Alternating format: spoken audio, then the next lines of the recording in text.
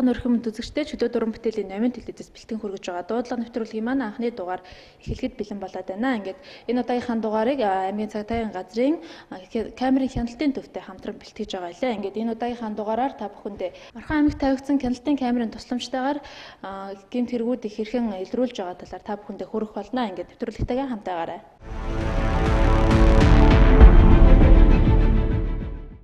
4455 ОБО Lexus 470 маркийн цагаан өнгийн машин байна.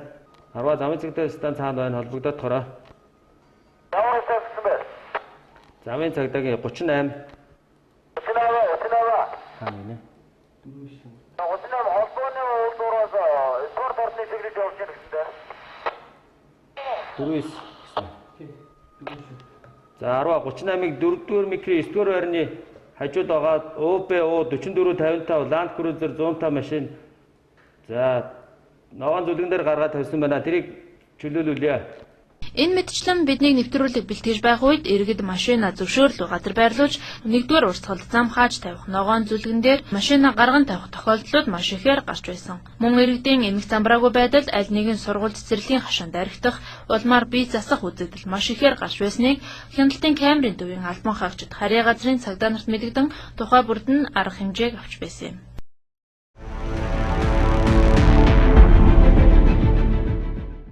За 58-ыг 6-гийн 16-гийн уртлын пирамидын хажуу талд гудамжтан дээр ил задгаа гар дээр судалтай гэж байгаа ногоог зарж байгаа хүмүүсийг болиулъя.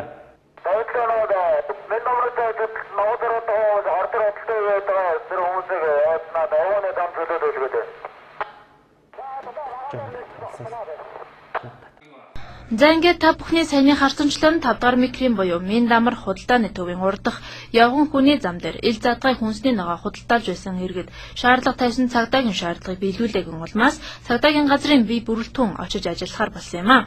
Ингээд манай нэвтрүүлгийн сурвалжлах алба зөрчилтэй газар дээр цагдаагийн бүрэлдэхүүний хамт очиж зөрчлийн таглаар тодруулсан юм. Доороос 102-оос өгсөн үүрэг даалгавраар энэ дээр ингээд шаардлага тавиад зогсоод ерөөс үүрэг биелүүлэхгүй урдаас хэрэлдээл хамт байдаг. Нэг одоо ингээл нөхөр нь энэ байдалд ингээл сохтуу ингээл үйлчлэг хийж идэг ерөөсөө орой ингээл ирээд үүрэг тавихаар дандаа газар шороогоо бохирдуулаад ерөөс үүрэг биелүүлдэг. Одоо хүртэл ингээл баах аймгийн захиргаанаас бичиг авчирна ингээл явсан өөрөөсөө ингээл дутаагаад албахсан нэг сохтуу ингээд үлдээчихэл үүрэг ерөөсөө биелүүлдэг. Тэгэл одоо ингээл энэ нөхөр ингээл сохтуу тэгэл дахиад ингээл сохтуу хүмүүс ингээл эргэлтэн. Ер нь ингээд байнгын худалдаа хийдэг юм. Байнгын худалдаа тэгэл ерөөсөө өдөр болгон шаардлагатай байна. Өнөөдөр бичиг авчирчнаа л гэж хэлнэ гэл байхгүй. Сая хүртэл өнөөдөр дандаа хориг тэр аймгийн цархаа даргандаа зэрэгнээс чаавна. Тэр телевизээ дууд гэж 38 ярьж очоод та нар ингээ ирэхээр л байхгүй болчихдог ерөөсөө. Өөртөө ингээ ер нь зөвшөөрсөн тийм зөвшөөрлийн бичиг гэж ер нь хаанаас зөвшөөрлийн бичиг гэж ерөөсөө өгөөгөө угаасаа өгөхгүй гэдэг ч байгаа байхгүй ерөөсөө. Тийм байхгүй. Аймгийн захиргаанаас л өгнө л гэж идэр өөртөө ярьдээ. Тийм бол байхгүй байхгүй ерөөсөө. Энд эдний торгох тийм ямар нэгэн хуулийн залт байна. Торго харах хэмжээ аваад чи ерөөс нэмэр авахгүй буцаал ингээл маргааш нь гараад ирдэг байхгүй. Хэдэн төгрөгөөр торгох вэ? Тийм одоо тэгэл хуулийнхаа дагуу 50000 төгрөөр л торгоно л доо. Тэгээ торгуул бол төлөө. Торгуулаа төлнө. Тэгэл маргааш нь торгоо төлөөч нэмэр авахгүй тэгэл гараад ирдэг. Зөвшөөрлөн дээр авсан юм байт юм уу? Зөвшөөрлөн шаана юм. Мэдгүй. Энд өөрн зөвшөөрөл авсан гэж тэр гадар нь хоригдсан байдаг штэ. Тэр мэдж байгаа юу? Өөрн зөвшөөрөл авсан гэсэн тэр. Зөвшөөрлийн бичгийн танд байна одоо? Над байхгүй. Байдаг гадар байдаг. Над бол дандаа. Одоо бид ч амжилтнууд ингэж зүтгэж явж штэ. 4-5 хүн өдөр бүрийн зөвшөөрлгүй талбайд хүнсний ногоо болон жимс худалдан борлуулдаг гэж байлаа. Цагдаа нар өдөр бүр шаардлага тавьж торгох хүртэл арга хэмжээг авдагч цагдаагийн албан хаагчдад дээд талд нь 5000 төгрөгөөр торгох эрх нь байдаг. Энэхүү бэрхшээлийн талаар цагдаа нар хэлэхдээ худалдаачдад энэ торгуул нь багассан уу гэлтэй хевникийн торгуулаа төлчөөд судгаа гэж байсан юм а. Биднийг очиход ногоо худалдаж байсан иргэдийн нэг нь зарж байсан бүтээгдэхүүнээ хурааж байсан бол нэг нь согтуу нөхрөө зарж байсан ногоо жимстэйгээ үлдээгээд өөрөө зугцсан байсан. Амьдрахын эрхэнд гэдэг нэр дор хууль зөрчиж цаашлаад хотын өн үзэмжийг гутаасаар байгаа эдгээр иргэд цагдаагийн албан хаагчдын ажилд энэ мэтчлэн нэлээд хүч хэрэгдэл учруулсаар байна. За бидний нэвтрүүлэг бэлтэж байхын явцад хяналтын камерт нэгэн зөрчил илэрсэн байна. Тэгээд энэ зөрчлийн талаар би бас та бүхэндээ хүргье. За энэ хаана байралтай ямар зөрчил талаар та бас тодорхой мэдээллийг байна үзэгчдэд хүргэхгүй юу? За энэ одоо өдрийн 15 цаг 40 минутын үед 5 дугаар микрийн 18 дугаар өрний ард урилах залуу сотхны хажуудлын баригдж байгаа барилга дээрээс камер кран уусан байна. Тэгээ одоо энэ барилгын аюулгүй байдал хангахгүй унсан кран одоо замын зорчих хэсгээр унсан байдалтай байна. Одоо энэ камераар татж хүргэе. Одоогоор манай замын цагтаа нар очсон шалгалтын ажлыг явуулж байна. За саяны гарсан хэрэгтэй холбогдуулаад манай телевизийн шуурхай багийнхан тус хэрэгтээр нь очиж албаны хүнээс нарийг авсан ба ингээд энэ нарийг та бүхэндээ хүргэе. Дуудлага нэвтрүүлэг үргэлжлэн хурж байна. Сая та бүхэн бас харсан байхаа хяналтын камер дээр манай телевизийн сурвалжлах баг ажиллаж байхад юу болсныг. Тэгэхээр бид яг одоо газар дээр нь ирчээд байна. Энд бас ямар нөхцөл байдал бий болж байгаа. Ерөнхийдөө бас кран унсан баг шиг байна тий.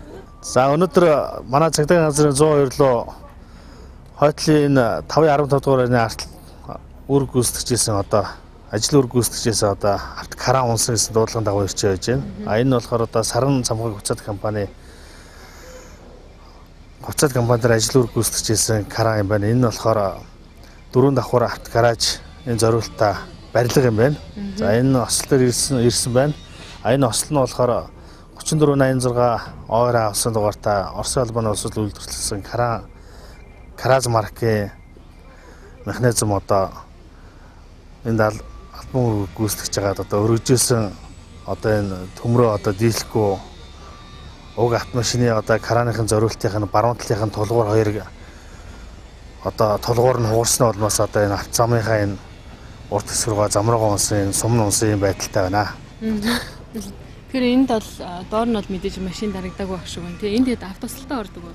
За энэ дээр харин азар харин энэ замаар явж байсан тээвэр хэрэгсэл ямар нэгэн байдлаар тээвэр хэрэгслийн явган зорчиг өртөөгүй байна.